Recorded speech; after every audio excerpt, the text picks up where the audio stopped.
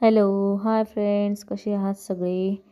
आज आहे गोंदेश्वर टेम्पलला जाण्याचे प्लॅनिंग. चला तर मग.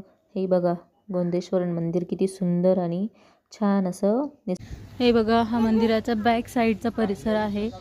हे बघा किती सुंदर असं मंदिर आहे. हे बघा, छान असं सुंदर वातावरण झालेलं आहे.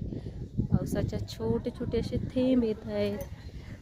हे बघा, किती सुंदर असं कोरीव काम केलेलं आहे. हे बघा, ना सिमेंट ना वाळू, फक्त दगडामध्ये हे कोरीव काम केलेलं आहे.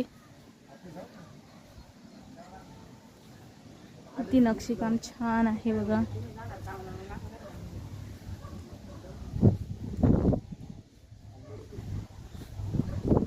हे मंदिराचं बॅक साईड आहे.